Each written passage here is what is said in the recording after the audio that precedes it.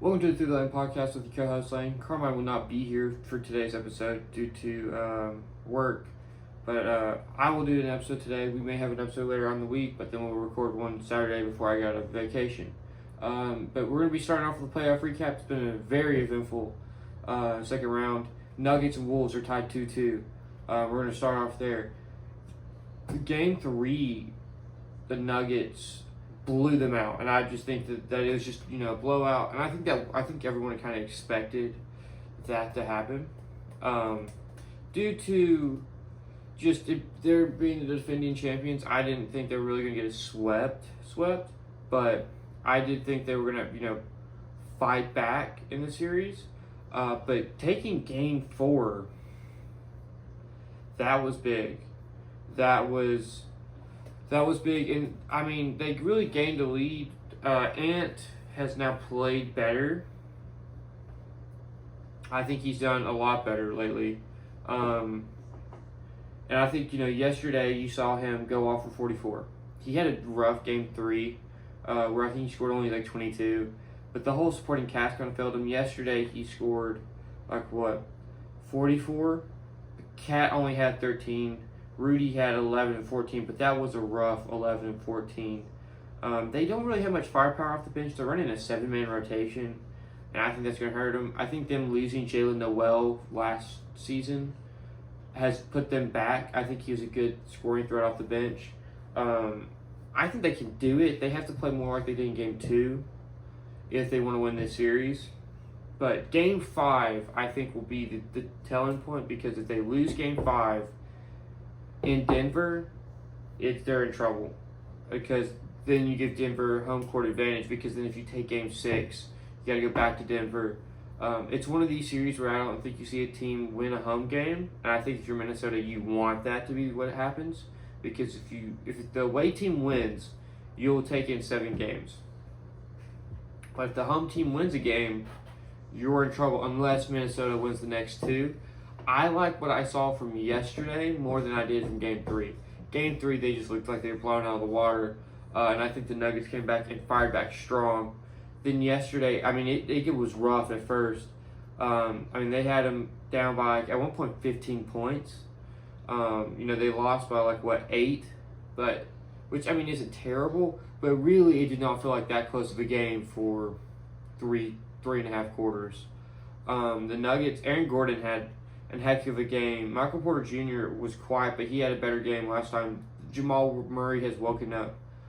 Christian Braun had a great game, which they've taken Peyton Watson out of the rotation now. They're running an 8-man. But Aaron Gordon went 11 to 12, and he had 27 points. He had 7 rebounds, 6 assists. That's pretty solid, and everyone talks about it. When Denver wins the series, he usually has one of these games, and it's usually a turnaround game. Now, for the Timberwolves, they're obviously hoping that isn't true, that they can change that. But if Aaron Gordon gets playing like this, and Michael Porter Jr. only had 4 points, and they won the game. So, and they've upticked their rotation, giving guys, the least amount of minutes was Michael Porter Jr. at 35.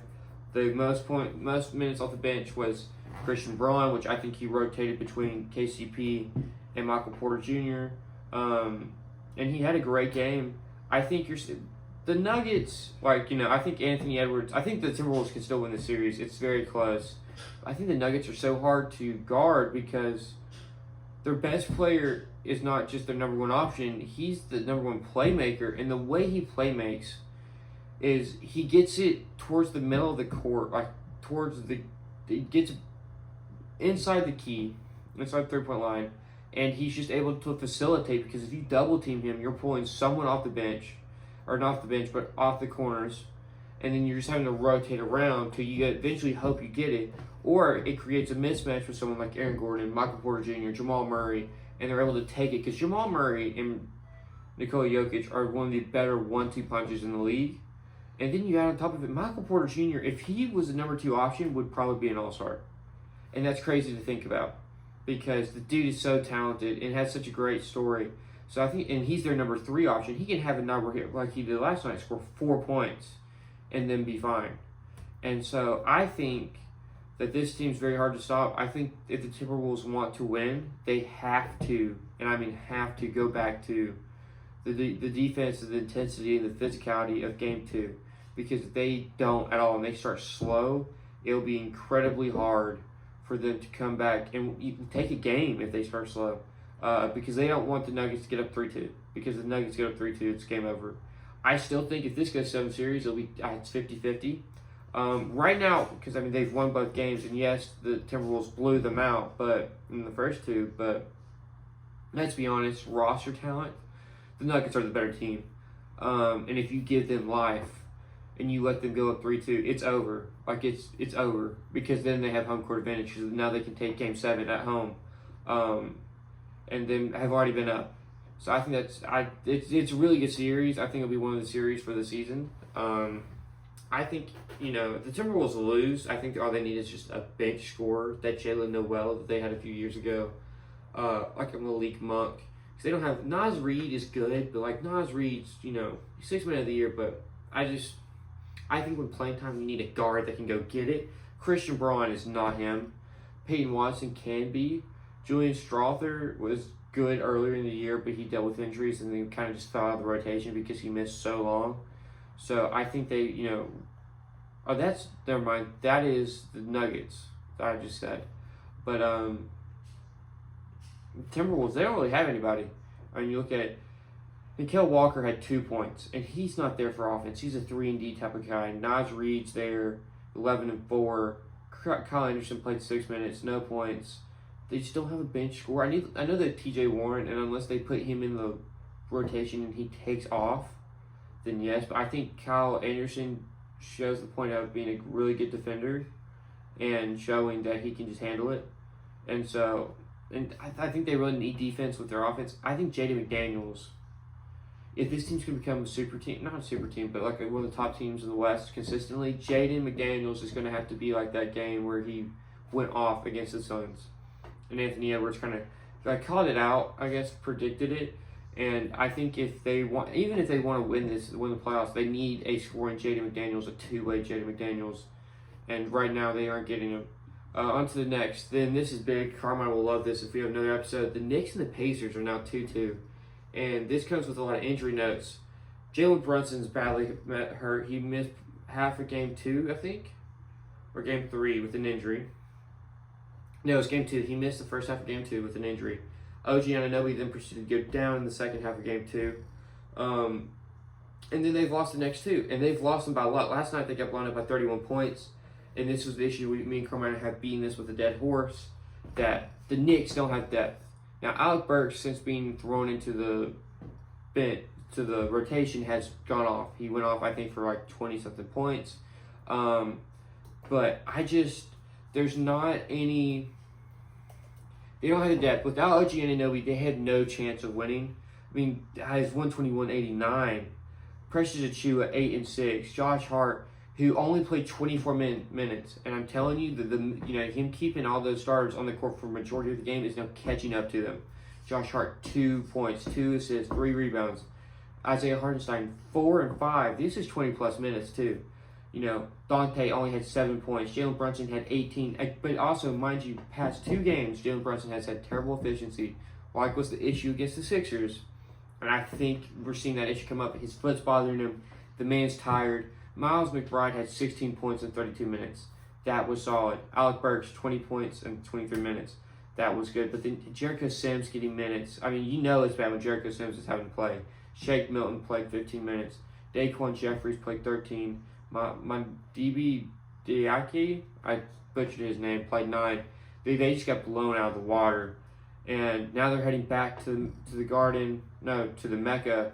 And I think if the Pacers, they're riding a high. If you don't get OG Anunoby back, it's over. If you don't get him back in time. If they take Game 5, I think this is the team, whoever takes Game 5 wins the series. And I said that about, the last series, and these are 2 series where we've seen, go 2-0 and then 2-2. The difference was it's been at home courts, but also the difference is the Knicks lost OG Anunoby. Jalen Brunson's playing hurt. Josh Hart seems gassed. You're running out of depth. I mean, you're playing 6, 7-man rotation now. And the Pacers, they woke up Tyrese Halliburton. He had 20 points again. He had like 34 in game 3. Aaron Naismith's been quiet. Pascal Siakam, 14 points only. Aaron Naismith had 12 rebounds. And I know Carmine kind of dogged on him. That guy can shoot. He proves he's a good wing defensively. TJ McConnell had 15 points, 10 assists off the bench. OG Toppin played a good game. It's just, I mean, this team, if they can play a little bit of defense, you're in trouble. Because they can boat race anybody and just go on a scoring fest. The issue was they struggled defensively. But here's, when you're playing a wounded team that, they're down, Julius Randle, Bojan Bogdanovic, OG Anunoby, Mitchell Robinson. All 4 are, either top rotation or starters. You're losing your offensive firepower. Now you're down to this core of 3 Villanova guys, and Josh Hart's not known as a scorer, so 2. And then hoping now Burks goes off, which he has the past 2 games. It just doesn't, it's rough. It's rough. I don't know. I don't see the Knicks winning this if OG Anunoby misses another game. Because I think if they take game 5, they're going to game 4, and I think the Pacers win it even if OG's there.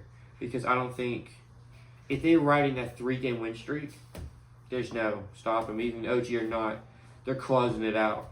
And I think this is one of the issues where you've got to get health. I think this is where Tom Tibbs is, he's playing dudes into the ground. I mean, he's playing them hard minutes. We're now seeing Josh Hart have to sit mid-game because he's so tired. He gets from playing 48 to 45 to now 24. And he got taken out early. Now, mind you, Precious Achiuwa, Josh Hart, and Isaiah Hartenstein played less than 30. But they would have played him a lot more minutes if he was able to go. I mean, Miles McBride now is having to play more. And yes, he's good, but you need a 4. You need a forward, especially with, Precious Achiuwa is not a power forward. He can occasionally hit a 3. He's not. He's not a power forward. He's a center. You're running 2 centers out there. You need a wing. And Miles McBride's not big enough. So Alec Burks gets thrown into the lineup. And he played well, but the man has no defense. So, I don't like it. I think it may be over for the Knicks. They have to clutch it up in Game 5 and win Game 5. If not, it's over. On to the next. Mavs versus Thunder. The Mavs are up 2-1. This is big. I mean, this is huge. I think you're seeing a Thunder team who won 5 straight coming on a high. And it's kind of like the Timberwolves. Young team, very inexperienced team. The Thunder have 0 experience. I mean, Shea is the only one and Gordon Hayward are the only one with playoff experience. And so you're seeing them kind of have to regain their footing. I mean, they blew out the Mavs game 1. But you're now seeing the Mavs kind of catch back up. And so let's look at this box score. Yeah, so the Thunder lost 101 to 105. Lou Dort had a rough game. Josh Giddey, man, 13 minutes, 9 points. That might be the main catalyst to that. Gordon Hayward's only playing 3 minutes. So this is a very inexperienced lineup. 3 starters have been drafted in the Thunder team are in their 3 years or less. Okay, Josh Giddey, Chet Holmgren, Jalen Williams. Aaron Wiggins is a younger guy. Isaiah Joe, he was on the Sixers for about 2 years, then they cut him, and he's taken off. Cason Wallace is a rookie. Jalen Williams is in his 2nd year. And you look at the Mavericks. P.J. Washington, for one, has gone off. He led them in scoring last game, and I think if he gives you that kind of output, then you're golden. 27 points from him, 40 minutes. 22, 7, 5 from Kyrie. 22, 5, and 15 from Luka. The thing that needs to be monitored is, though, Luka is saying he's in a lot of pain. And this looks like it'll be a physical series. They need it to go 5. If the Thunder win another game, Luka's going to be wearing down by the end of it. They don't need a long series. And then whoever comes out of the Nuggets Timberwolves series faces the winner of this. And if it's the Mavs and Luka's just hurting and tired, they got another physical series coming up. and then whoever they face, if they were to win that series to go to the finals, Luka's going to be worn. They don't need the series going long. They need to win the next 2 games, finish the series, hopefully have enough time to rest up to play whoever wins the Timberwolves Nuggets series and going forward. PJ Washington's being that third starter that me and Carmine talked about in the last episode. They needed. Derek Lively had 12 points, 8 rebounds. Tim Hardaway, man, you know he can score, but it's just not there in the playoffs. Josh Green, Dante Exum. Josh Green's overpaid. It's one of the worst contracts in the league. Dante Exum, it's a great story. I think he's a good regular season rotation guy. I don't know yet in the playoffs. I like the Daniel Gafford, Derek Lively thing. They both bring energy. They're not big centers. They're not big guys. They kind of give you the Montrezl Harrell vibe where they can get you 8, 9 rebounds, 15 points. They're just monsters on the board. But Daniel Gafford plays more defense than I would say Derek Lively does. And I think that's what you need, especially against a Chet Holmgren that you can kind of push around. I mean, Chet only had 13 points. Jalen Williams only had 16. Luke Dort had 8 in 40 minutes. I mean, goodness. Shaw had 31. Shea, however you say his name. The issue's Josh Giddey missing time. Only playing 13 minutes. That's concerning. Whatever you say about Josh Giddey off the court and whatever, he's an integral part of this team. They need him because of the defense he plays, the energy, the way he kind of connects the offense around and defense. I don't know if the Thunder need, they got another game in Dallas, and if they lose that game, they go down 3-1. It's over. I think it'll end up going 6, and they'll be 4-2, so it'll be over. But if they win game 2, I think it goes 7. Or if they win game 4, it will go 7, and I think we'll see. Ultimately, because they're now in this hole, I have the Mavericks favored. It just depends on Luka's health. If Luka starts to show, he scored 22 points, and he's just laboring, and he's wearing down because he's so physical. He said his whole body was hurting. Then I think the Thunder can do it. But if they blow him out like they did in game 2, then Luka can just do this thing, kind of just take over games, and I think it will be. Then the Mavs will win that series. On to the next, Cavs versus Celtics. This is a weird series because we're all waiting for the Celtics to lose. We're all sitting here when is this going to happen? Anytime now, it will happen. But I just don't. Again, when Boston wins, and I'm getting the Heat vibe from it, they blow them out. Right? They just blow them out. Jason Tatum, and this is huge also. Me and Carmine talking about Jason Tatum, and this is one of the reasons why I don't think they'll win the series title. Because your game 3, you just got mollywopped by a 4 seed that has really no business competing with you, and you score 8 points. Oh no, his plus minus was 8. He scored 33 points. The plus minus being 8 is kind of concerning. Al Horford right now is your starting center. So it's kind of scrap the whole Jason Tatum thing. I still don't think he's that good. I think him and Kawhi are overrated, and I'll go on the Kawhi thing later. But I just don't. The bench is bad. Outside of Sam Hauser and Payne Picard, you had nothing. Lee Cornette's having to play minutes. Are kind of just lucky that the Cavs are just playing bad. Yeah, Isaac Okoro started. He had 2 points. Max Strauss had 6 points. Mobley had 17 and 8. That's solid. That's not terrible, but Donovan Mitchell, man, he's got to get out of there. I like the trade originally, but I don't like the Devin Mobley, Jared Allen experiment. You got to pick one of them and then move forward and get a 4. Darius Garland, 15 points. He's been kind of off this year. Karis LeVert had 15 as well. And I saw something. It's like he spins the wheel of 15 players, and he either be Anthony Bennett on a position or Michael Jordan on a possession, and that's so true. There was someone else I just saw that was like, oh, it's Josh Smith, and which is true too. Where you could be and you're like, wow, this guy's an all-star, and the next play you're like, man, this dude doesn't belong in the league. But they have no real playoff depth. Dean Wade made his return. Marcus Morris, man, has fallen off, and it's been rough. Him only playing 4 minutes. Tristan Thompson, Sam Merrill, he's +6 on the plus minus scale. But I just don't. They don't have enough scoring. I think they have the defense, but I don't think they have enough scoring to handle this team.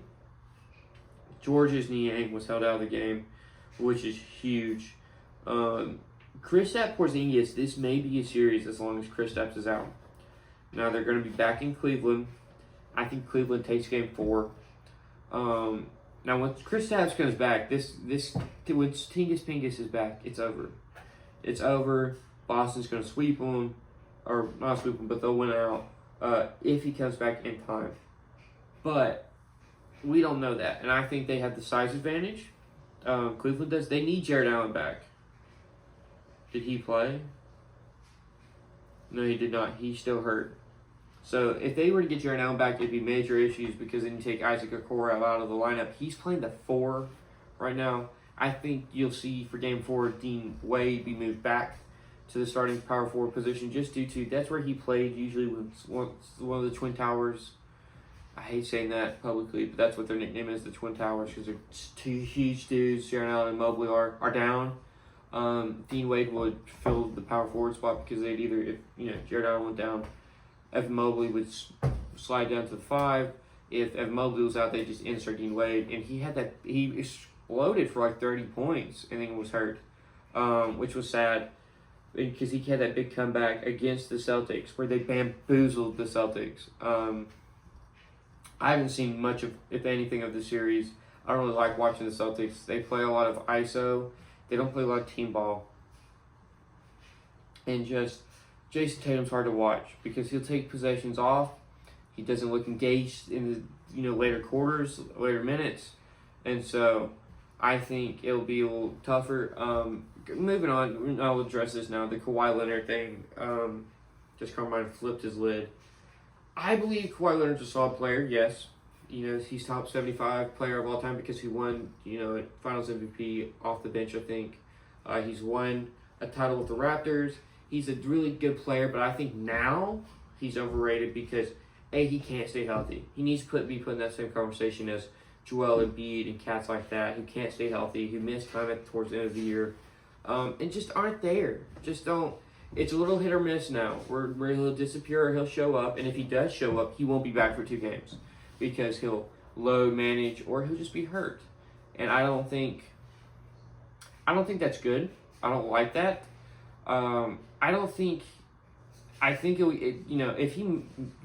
if we come to find out that needs another issue, this is kind of the same way it went. I think it was in the bubble. Or 2021, where he missed that second half of I think it was a Maverick series. They keep playing the Mavs. This is like the third straight year they played each other in the first 2 rounds. That he hurt that knee and it's ominous. They were swelling and they don't think it's bad, but they're still swelling. And they're like, well, this swelling's been here for a bit and he's dealing with a lot of pain. And now, the Kawhi, it's like it's a knee issue. Well, is it? I don't know if it's the same knee or not. If it is, then that's concerning. That means, potentially issues with the surgery because he missed like a year and a half. He missed the whole next year. Usually, athletes will miss 6, 8 months with that, so he'd be able to come back. He did not. And he came into so he missed a year, and then the next season, he came in, they slowed him into it. Like, I think he still missed the first few weeks recovering. And I think that tells you a lot of his body is not there where he needs it to be. I don't think it's that. I just don't think he's there. I don't think you can rely on him. Carmine says, LeBron's not that good. LeBron is more of a number 1 than Kawhi is. I'd rather LeBron be my number 1 than Kawhi on any given night because you don't know. I know what I'll get out of LeBron, and I'm a LeBron, I wouldn't say hater, I'd say disliker. I think he chases too much. But think, if you gave me right now LeBron or Kawhi, I'm taking LeBron. He's healthy. He impacts the game in multiple facets. He can manage himself in a game, and I can rely on him. He won't just mysteriously have this, knee issue or whatever and miss games. Kawhi I don't know anymore. Is he healthy? What am I going to get out of him? There have been games where, we talked about it. The Clippers just looked bad, They looked rough, and I honestly think they should blow it up and recoup picks because that Paul George trade has hurt them, and I think they just got to move forward and restart. But I think Kawhi Leonard is not the guy he was when he got there. I think that knee injury has hurt him a lot. I think it's taken away some of his power in his legs. But yeah, I think if you gave me LeBron and Kawhi, I'm taking LeBron, even right now. Say what you want about LeBron, and I will say MJ's better than him. As a total career, LeBron's got the best career. Player on player is Michael Jordan. But I think LeBron can impact a game better over a season than Kawhi. And you're seeing that where LeBron pretty much carried Lakers team with Anthony Davis. The Clippers needed, James Harden to do it. And, there were games where you looked at Kawhi and you're like, dude, what's going on? So I think Kawhi best, you would want him as a number 2 or number 3. Carmine says he doesn't want LeBron as a number 1. I'd take LeBron as a number 1. He's averaging 22, 6 and 7. Give me that. Not a 24, 5 and 3, and him missing games in the playoffs. I know what I'm going to get from LeBron in the playoffs. I'm going to get a dog. And, you build a good enough team, you make it through the regular. You expect to do good because you build depth and everything like the Clippers did. And then once it gets to the playoffs, it's on your stars. I put a roster around to get us through the season. You take me now. Get me there. Take us to the promised land.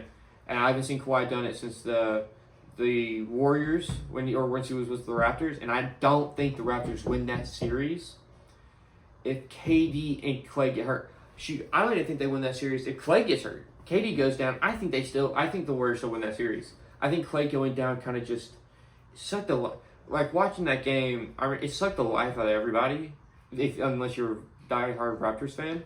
And I think you saw that where the Warriors were deflated. And I just think that without that, if you take away that title from Kawhi, he's not up there. You look at him like a Russell Westbrook, James Harden, guy that Chris Paul, because he got a title on a Spurs team that he was coming off the bench.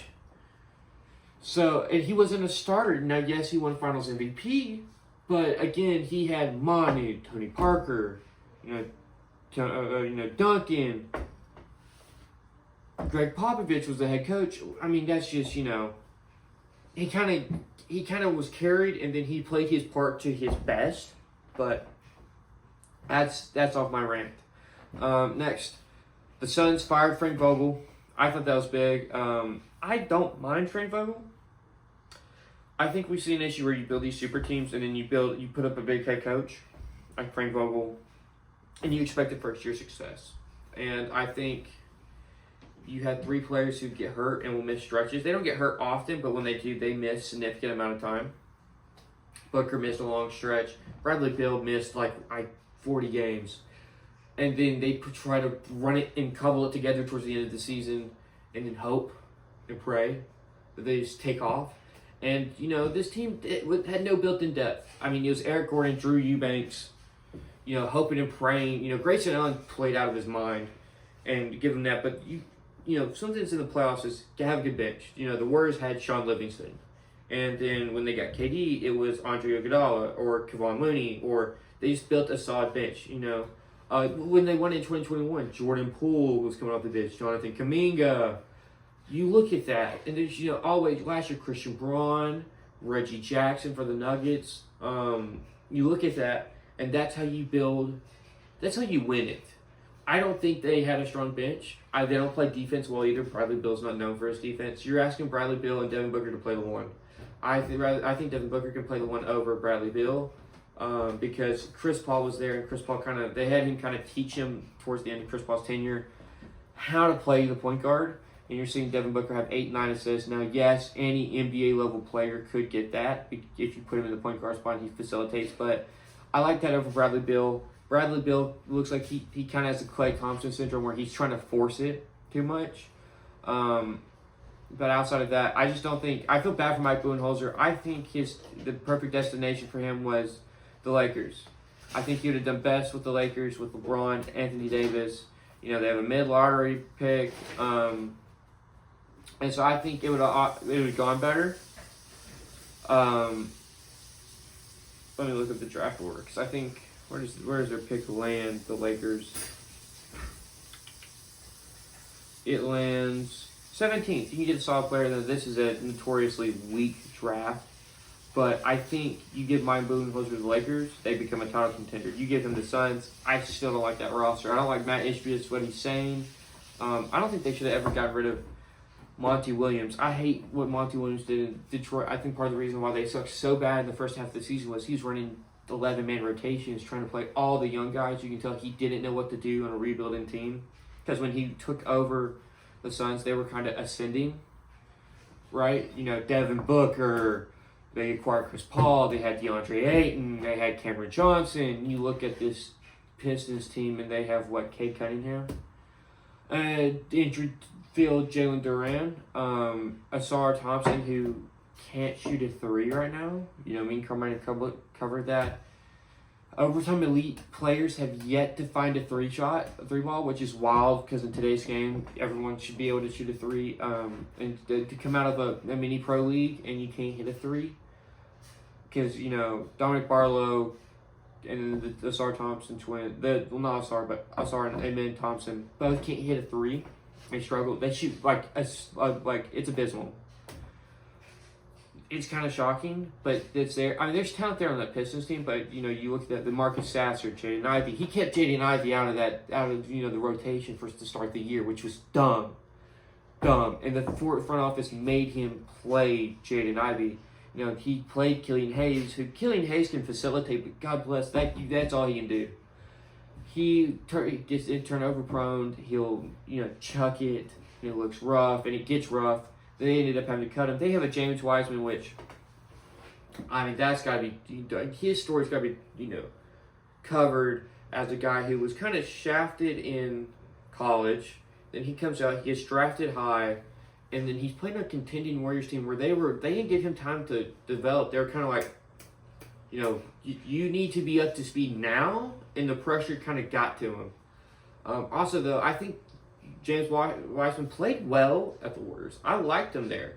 I just don't think he fit the needs that they needed him to, and in the offense. And he also missed a lot of time. I mean, we're now year 3 or 4 of Jonathan Kuminga, and he's now developing, and become that 20-point per game scorer. First 2 years, and everyone talks about this. Early on, because the Warriors' offense is so crazy that it's slow. And I think that there's something about it where it's like when they played the Cavs, they ran, I think, 26 plays per possession, which was double the amount of any normal possession that a regular NBA team played. So you put a rookie, a teenager, in that offense, and they struggle. And so I think James Wiseman was kind of scapegoated in a way. He did struggle, injury prone. I don't think Detroit was the best option for him, but, it's where he got stuck. And I think we can make him out of the league. Speaking of the draft, and this is big. I'm a Hawks fan. The Hawks got the number 1 overall pick. Now, it's the wrong draft to get it in. And this is a bit of an issue. We have Onyeka Okongwu. No, Onyeka Okongwu can hit a 4. Me and Carmine talked about this yesterday. You move Onyeka Okongwu to the 4. You put Alex Sarr at the 5. You put Jalen Johnson at the 3. DeJounte Murray at the 2. Trae Young at the 1. You got yourself a big lineup. I think you have a mini Cavs, but I like Onyeka Okongwu better offensively than Evan Mobley. Not as much defensively, but because you can't pass on Alexander Sword. There's too much upside. He's 7'1". I mean, it's just insane. This is also a really weak draft, and I'll be coming out with my own mock draft eventually. Once I can do some more reading, I'll probably come up with it while I'm on vacation. But it's just a weak draft. Alex Sarr is the best player, and he averaged, and now Europe, 10 points, 4 rebounds, 1 block. That, to me, is concerning. But he's 7'1", 217. Outside of that, the number 2 overall pick, I think it's Nikola Topic. He averaged 18.4 points, 7.1 assists. It's just such a hit-or-miss draft class. I mean, Dog Connect. If I'm the Hawks, I try to trade back, maybe with, say, Detroit. but Detroit already has a center. The Spurs talked about keeping Wemby at the 4, so maybe you fall back to 4. You trade back. What was it? Where did the Spurs pick? 4. Yeah, 4. You trade back to 4. You give DeJounte Murray. You trade back 1 and 4. You get Malik Branham, or you go 4-8 Malik Branham, 1 DeJounte Murray, and then also another first round pick. You switch. You get your point guard of the future.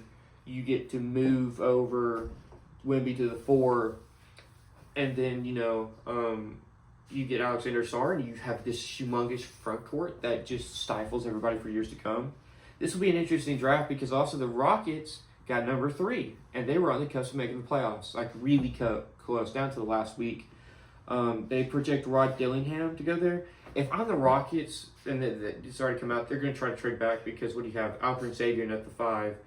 You have Jabari Smith at the 4. You have Dylan Brooks at the 3. You have, Jalen Green at the 2. And then Amin Thompson and Fred VanVleet at the 1. You also have Cam Whitmore off the bench. Tari Eason off the bench. There's just so much talent that they have no need. When you look at the Thunder, you're like, well, we could use a shooting guard or a small forward that can play better. But when you look at the Rockets, you're like, really, we just need these guys to develop because the jury's still out. Alperen Sengun's developed, Jabari Smith's developed. I'm still not sold on him, but you used the top pick on him, so you have to kind of let him run his course. And if he flounders out, now looking at this now, the 3rd overall pick is from the Brooklyn Nets, which if I'm a Brooklyn Nets fan, sucks because you need star talent, and I think a Rod Dillingham would have been great because the Brooklyn Nets have no destination trajectory at all. Pistons had the best odds. They fell to 5 for the 3rd straight year, and if that's just not rough at all. During the offseason stuff, me and Carmine will kind of go into what teams need to do, what we think about the offseason, and we'll go into more detail about that then, because right now I can tell you a lot of things. We'll go into more of the. I don't know enough about this draft class. All I know is it's a huge disappointment. I just saw Isaiah Collier. He's looking like a number 1 overall pick, and he's fallen to 10th. I saw earlier 15. Ron Holland was another number 1 overall pick. He's fallen, and they have him at 11 at CBS. It's just a really, really weak draft class. Interesting thing here. So somehow the Timberwolves have the Golden State Warriors pick this year. Cal Filipowski going to the Trailblazers would be interesting. Now they do have DeAndre Ayton, and maybe you move him over to the 4. Maybe you move Cal Filipowski to the 4. That'll be interesting. I want to see. It's just a weak class. I mean, there's a lot of scores, but there's nobody where you're like, man, like there's not a Tyler Hero in the second half. There's not just some dogs. The Knicks have 24 and 25. CBS has Zach Edey going in the first round. Okay, this may not be a good, piece to follow. But yeah, dude, the Pelicans have 2 firsts. Did I just see that correctly?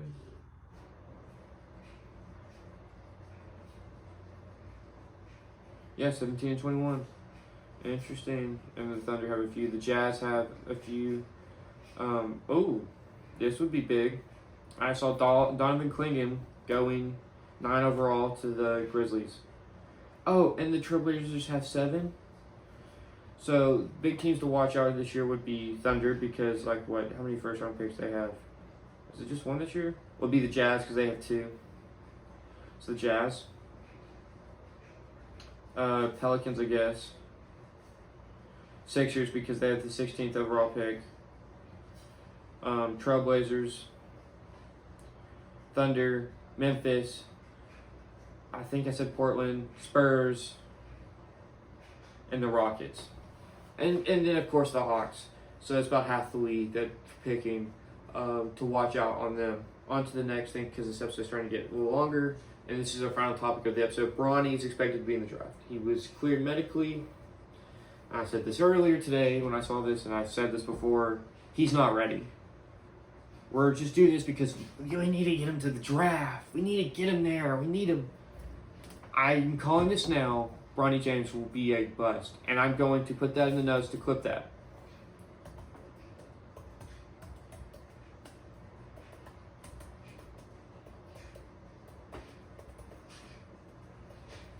because I don't think he's developed. Okay, he came off the bench. He kind of reminds me of Cam Reddish. Played a lot off the bench, and we've seen how Cam Reddish has developed. Cam Reddish could have used another year in college.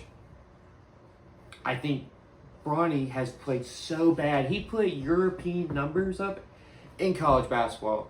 You put Alexander Sarr in college basketball, that mug is averaging 20 and 10. Okay? Like, let's be honest here. The fact that he's going to make it is kind of frustrating. I think 5 years and he'll be out. I think this is a bad decision. I think he needs another year. Because there's, having talent and then there's being high enough into your, I learned something in my class called the law of the lid, where it's like, leaders can raise it. If your bucket's not even half full, then what are you going to do? Because you can't then just fill it up halfway. You need to be up there. And I don't think he's developed enough. Because the NBA games, everything's so much faster that, you can only develop a certain way and so much. And I don't think Bronny's capable of doing that. So, I think he'll be a bust. If he goes this year, if he, draws out, I think it'll be big as, in the combine they play pickup games. If he does bad in the pickup games, I think they pull him out. But if he does good, because I saw something they said he played out of position. It's a load of crap. He shot terribly percentage-wise. He could have shot well percentage-wise and been out of position. Still not had a lot of points. He shot 33% from the field. 33. Not 39. That'd be like, okay. I can squint my eyes enough and make that make sense. 33. That's closer to under 30 than it is above 30. And I think we're just lying to ourselves to get him in the draft. So, I don't like it. But that's all for today's episode. It will either be out late Monday or early Tuesday. Then I'm going to be out of town for a bit. And then I'll come back. Me and Carmine will film an episode or two. And then I'll be out of town on vacation. So, thank you all for watching. Hopefully Carmine's back next episode. If you know him, text him to get up on time.